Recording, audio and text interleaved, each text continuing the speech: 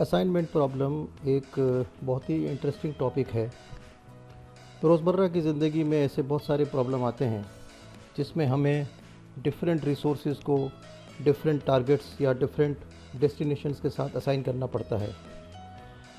यहाँ पर स्क्रीन पर एक मैट्रिक्स आप देख रहे हैं, इसको हम सॉल्व करेंगे। ये 4x4 की मैट्रिक्स है। इस मैट्रिक्स में एक तरफ बसेस दिखाई गई हैं B1, B2, B3, B4 और दूसरी तरफ डेस्टिनेशंस दिखाई गई हैं D1, D2, D3 and D4। ये कोई भी एक प्रॉब्लम हो सकता है। ट्रांसपोर्ट कंपनी में ये प्रॉब्लम हो सकता है। फॉर एग्ज़ाम्पल 4 बसेस हैं, 4 डिफरेंट लोकेशंस पर वो अवेलेबल हैं और उन्हें 4 डिफरेंट डेस्टिनेशंस पर भेजना है, यानी एक बस को एक डेस्टिनेशन पर भेजना है। तो इस मैट्रिक्स में आप देखें कि B1 को अगर डेस्टिनेशन D1 पे भेजना है तो उसे 13 किलोमीटर ट्रैवल करना पड़ेगा। तो इसी तरह से बाकी सारे डिस्टेंसेस भी गिवन हैं। अब इस प्रॉब्लम को सॉल्व करने के बाद ज़ाहिर है कि हमारा जो टारगेट है वो ये है कि हमें टोटल डिस्टेंस ट्रैवल जो है वो मिनिमम मिले, और ये हम अचीव करेंगे इस प्रॉब्लम को इस वीडियो में सॉल्व करके। तो बुनियादी तौर पर जो डेफिनेशन बनती है असाइनमेंट प्रॉब्लम की, वो इस तरह से है कि it deals in assigning one resource to one activity in such a way that the time और कॉस्ट इज़ मिनिमाइज्ड। ये एक लीनियर प्रोग्रामिंग की एक स्पेशल टाइप है। किसी वीडियो में लीनियर प्रोग्रामिंग को भी मैं डिटेल में डिस्कस करूँगा। यहाँ पर जो प्रॉब्लम गिवन है वो बहुत ही सिंपल प्रॉब्लम है। एक 4x4 की मैट्रिक्स है, लेकिन ज़रूरी नहीं कि 4x4 की मैट्रिक्स हो या कोई भी स्क्वायर मैट्रिक्स हो। मैट्रिक्स में कॉलम और रोज़ डिफरेंट हो सकती हैं। तो उस सिचुएशन में कॉलम को अगर कोई कॉलम कम है और रोज़ ज़्यादा हैं तो हम एक्स्ट्रा कॉलम ऐड करते हैं और उसके अंदर सारी वैल्यूज़ को हम ज़ीरो करते हैं। और इसी तरह से अगर रोज़ कम है और रोज़ को हम ऐड करते हैं तो एक्स्ट्रा वैल्यूज़ को हम ज़ीरो करते हैं।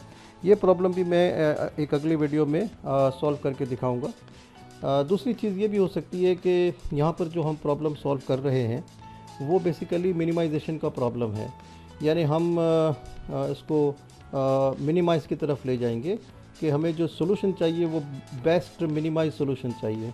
लेकिन ये भी हो सकता है कि कोई क्वेश्चन हो या कोई ऐसा मसला हो, प्रॉब्लम हो जिसमें कि हमें उसको मैक्सिमाइज़ करना हो। फॉर एग्ज़ाम्पल अगर कोई मैट्रिक्स है जिसके अंदर प्रॉफिट्स गिवन हैं तो ज़ाहिर है प्रॉफिट्स को हमें मैक्सिमाइज़ करना होगा। तो उस तरह के प्रॉब्लम को भी मैं किसी अगली वीडियो में पेश करूँगा।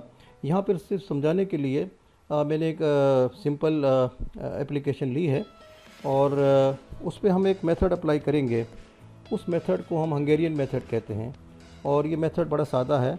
इसको एक दो दफ़ा आप सॉल्व कर लेंगे तो मेरा ख्याल है कि ये आपको ज़बानी याद हो जाएगा। और इसके जो स्टेप्स हैं वो पहले हम डिस्कस कर लेते हैं। तो उसके अंदर जो पहला स्टेप है वो ये है कि हमें रो रिडक्शन करनी पड़ती है, यानी जो ये गिवन मैट्रिक्स है उसमें सबसे पहले हम रोज़ के ऊपर एक ऑपरेशन करेंगे और उसे हम रिड्यूस करेंगे। कैसे रिड्यूस करेंगे ये कोई इतना बड़ा मसला नहीं, आई विल टेल यू, बहुत इजी है, ठीक है। लेकिन पहले मैं आपको उसकी थ्योरेटिकल बैकग्राउंड बताता हूँ कि हमने करना क्या क्या है इस प्रॉब्लम को सॉल्व करने के लिए। तो पहला स्टेप रो रिडक्शन है।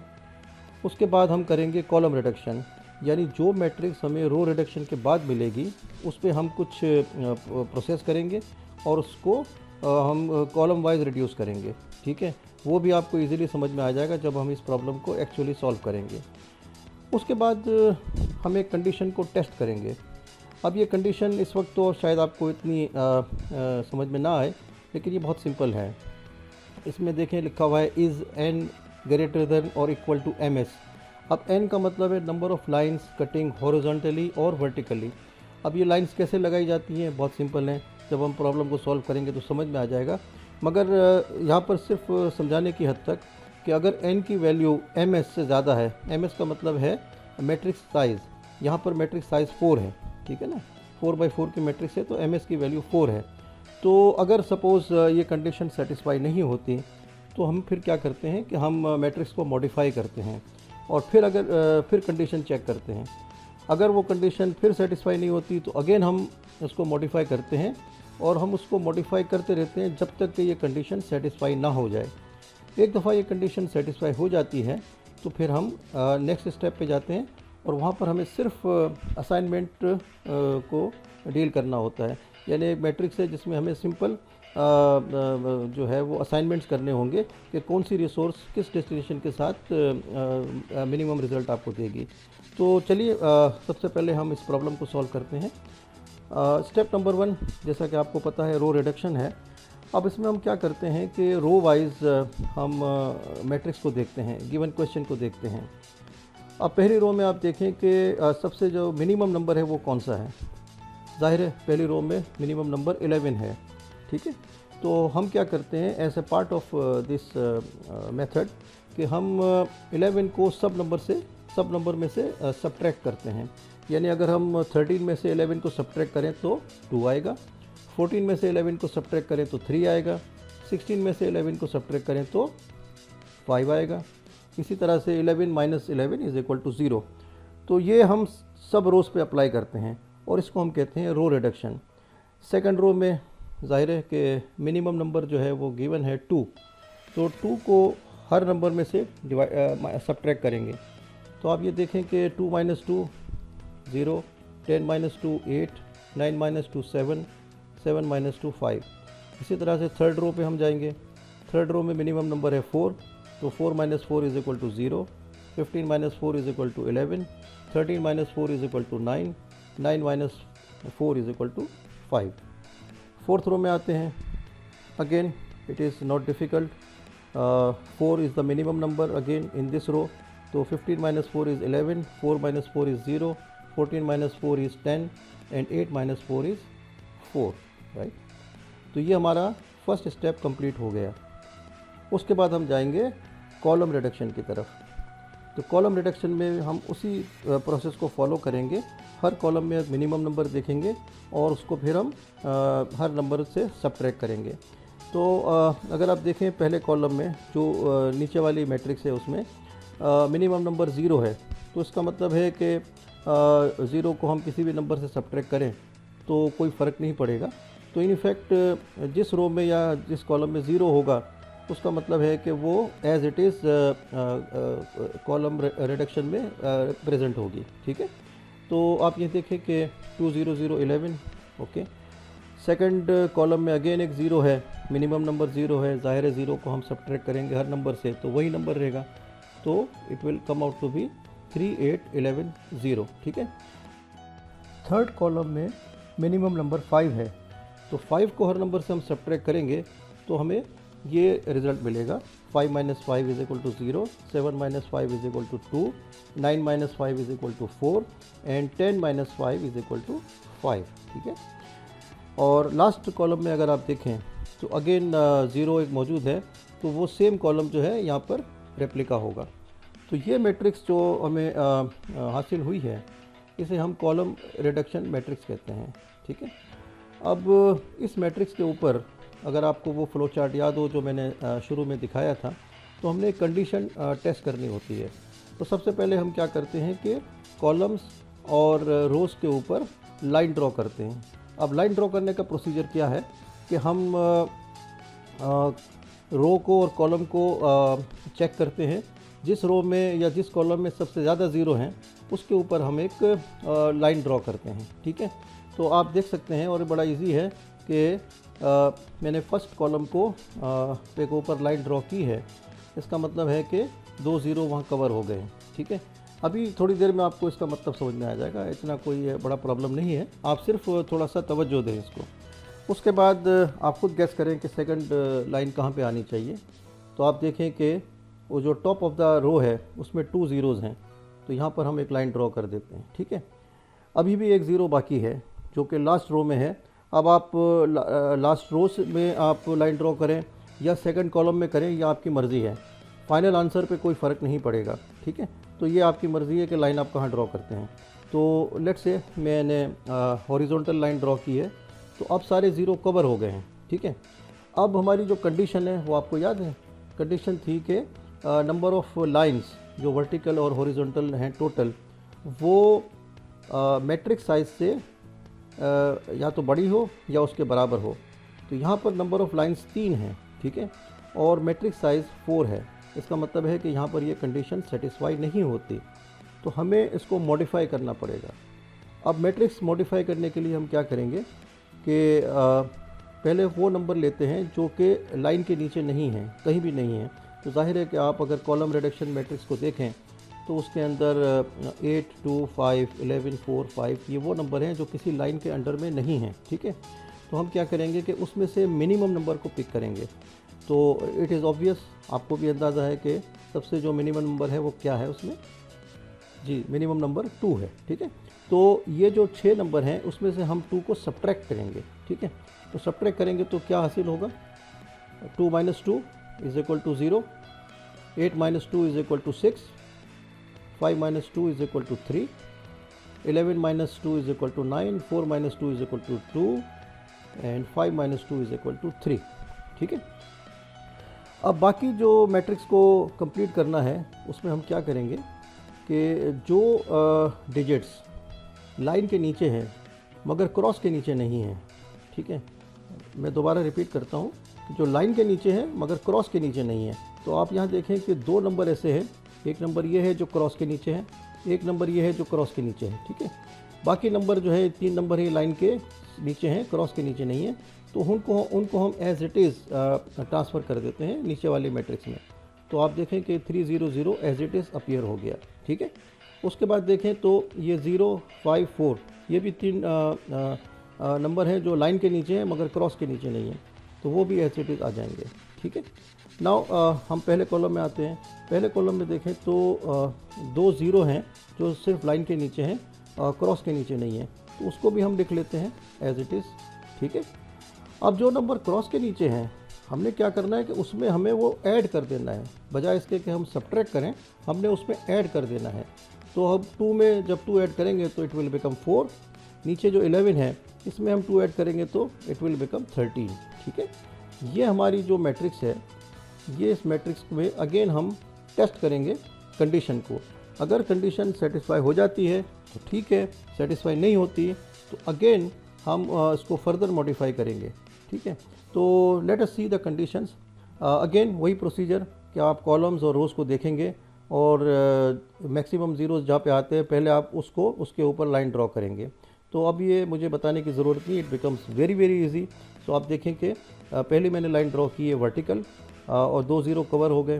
दूसरी लाइन मैंने की है हॉरिजॉन्टल, पहली वाली रो को, जिसमें भी 2 0 कवर हो गए।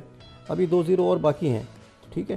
तो अब आप देखें कि आपकी मर्ज़ी है, आप कॉलम वाइज करें या रो वाइज करें या आपकी, क्योंकि 2 0 तो ये कवर हो गए। इन 2 0 को हमने अब ये नहीं देखना, हमने इस वाले 0 को और इस वाले 0 को देखना है, ठीक है। तो हम क्या करेंगे, एक लाइन हमने यहाँ ड्रॉ कर ली और एक लाइन हमने यहाँ ड्रॉ कर ली। और जैसा कि मैंने पहले बताया था कि आपकी मर्ज़ी है, इस वाले 0 को आप, नीचे वाले 0 को आप हॉरिजॉन्टल भी कवर कर सकते थे, ठीक है। तो अब ये आप देखें कि मैं आपसे पूछूं टोटल लाइंस कितनी बनती हैं, तो जाहिर है कि वो 4 बन रही हैं। तो इसका मतलब है कि n की वैल्यू अब 4 हो गई। तो क्या ये कंडीशन सेटिस्फाई करती है, n की वैल्यू 4 और ms की वैल्यू 4? तो yes, condition is satisfied now. इसका मतलब है कि अभी मॉडिफाई करने के बाद, जो हमने एक ही दफ़ा मॉडिफाई किया है, लेकिन ज़रूरी नहीं है कि एक मरतबा मॉडिफिकेशन के बाद आपकी जो कंडीशन है वो सेटिस्फाई हो जाए। तो उसके लिए फिर मैंने कहा कि वो फिर रिपीट करते हैं। तो इस वाले प्रॉब्लम में एक मॉडिफिकेशन के बाद वो कंडीशन मीट हो गई। अब आप क्या करेंगे, अब तो बहुत सिंपल काम हो गया, अब आपने सिर्फ असाइनमेंट करनी है, ठीक है। तो ये दोबारा मैं मैट्रिक्स बना रहा हूँ जिसमें कि मैंने अगेन वो बता दिया कि इस तरफ बसेस हैं, इस तरफ डेस्टिनेशंस हैं।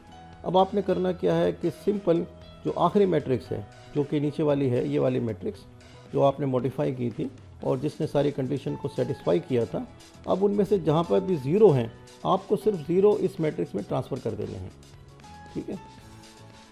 तो आप देख लें कि जहाँ जहाँ भी 0 थे, यहाँ पे 0 था, यहाँ पे था, इधर 0, इधर 0, तो जहाँ भी 0 हैं मैंने सिंपल इस मैट्रिक्स में सारे ज़ीरोज़ को ट्रांसफ़र कर दिया है, ठीक है। अब उसके बाद बहुत इजी है, अब तो सिर्फ हमें असाइनमेंट करनी है।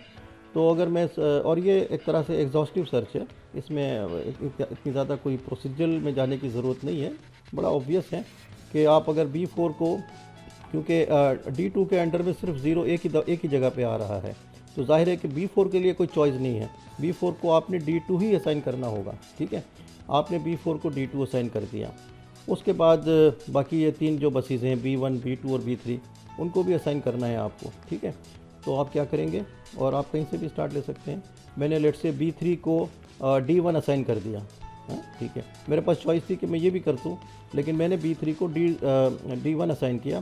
اس کا مطلب ہے کہ اس والے کالم میں جو دوسرا 0 ہے وہ اس کو مجھے کراس کرنا پڑے گا، کیونکہ میں ابھی 2 ڈیسٹینیشن کو اسائن نہیں کر سکتا، تو اس کو میں نے کراس کر دیا۔ ابھی 0 جو ہے یہ ابھی کہیں بھی اسائن نہیں ہو سکتا، ٹھیک ہے؟ اسی طرح سے ہم B2 میں آتے ہیں۔ B2 میں آپ دیکھیں کہ یہ 0 باقی بچا تھا، یہ 0 تو آلریڈی ایگزاسٹ ہو چکا تھا، ختم ہو چکا تھا، تو اس کا مطلب ہے کہ B2 کو میں نے جب D3 اسائن کر دیا تو ظاہر ہے کہ میں B2 کو D3 ایک دوسرا B1 اسائن نہیں کر سکتا، تو اس کا مطلب ہے کہ یہ 0 جو ہے وہ کراس ہو گیا، اب اس کی ضرورت نہیں ہے۔ تو اب آخری چیز بچی ہے وہ ہے کہ B1 کی اسائنمنٹ، اور ظاہر ہے کہ اب ہمارے پاس کوئی چوائس ہی نہیں ہے، B1 کو ہمیں D4 اسائن کرنا ہے۔ تو یہ ہماری اسائنمنٹس ہو گئی کہ کون سی بس کس ڈیسٹینیشن کی طرف جائے گی۔ اب ہم کیلکولیشن کر لیتے ہیں، کچھ دیکھ لیتے ہیں کہ یہ منیمم رزلٹ دے بھی رہی ہے کہ نہیں دے رہی۔ ڈیفینیٹلی یہ منیمم رزلٹ ہی دے گی۔ تو let's see on the other slide, ہم دیکھتے ہیں آگے کیا ہوتا ہے۔ تو آپ یہاں دیکھیں کہ یہ ہماری اسائنمنٹس تھیں جو کہ ہمیں ہنگیرین میتھڈ سے ملی ہیں، ٹھیک ہے؟ اور اکارڈنگ ٹو دیز اسائنمنٹس ہم نے B1 کو D4 اسائن کیا ہے، یہ دیکھ لیں آخری والی اسائنمنٹ ہے۔ اسی طرح B2 کو ہم نے D3 اسائن کیا ہے، یہ جو B2 کو D3 اسائن کیا ہے۔ B3 کو ہم نے D1 اسائن کیا ہے، B3 کو D1 اسائن کیا ہے، اور B4 کو ہم نے D2 اسائن کیا ہے 4۔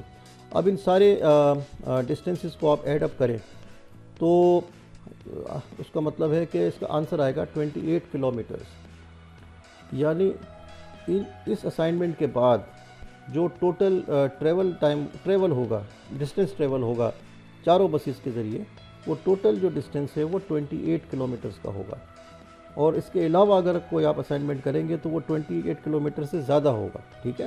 تو دس از the minimum distance which all the 4 buses will have to travel, ٹھیک ہے؟ جب آپ ڈسٹینس کی بات کرتے ہیں، جب آپ منیمم ڈسٹینس آپ نے اچیو کر لیا، اس کا مطلب ہے کہ وہ کاسٹ پہ بھی افیکٹ کرے گا، تو ظاہر ہے کہ آپ کو منیمم کاسٹ مل جائے گی، اور ساتھ میں ساتھ ٹائم بھی آپ کا سیو ہوگا، کیونکہ بس کم ٹریول کرے گی تو ظاہر ہے کہ وہ ٹائم بھی سیونگ ہوگی۔ تو ساری چیزیں جو ہیں یہاں سے ہمیں حاصل ہو گئیں، اور یہی اس کا ایڈوانٹیج ہے اس میتھڈ کو اپلائی کرنے کا، اور اس کو آپ بہت بے شمار اپلیکیشن میں آپ یوز کر سکتے ہیں۔ امید ہے کہ آپ کو اسائنمنٹ پرابلم سمجھ میں آ گیا ہوگا۔ میری اگلی ویڈیو میں جیسا کہ میں پہلے بتا چکا ہوں کہ میں ڈفرینٹ ٹائپ کے میٹریسز لوں گا جس میں کالم اور روز ایکول نہ ہوں، اور اس کو میں سالو کر کے دکھاؤں گا۔ تو اگر یہ ویڈیو پسند آئی ہے تو پھر سبسکرائب کرنا نہ بھولیں، اور اس کو شیئر ضرور کریں۔ Sharing is more important for me, تاکہ اور لوگ بھی اس سے فائدہ اٹھا سکیں۔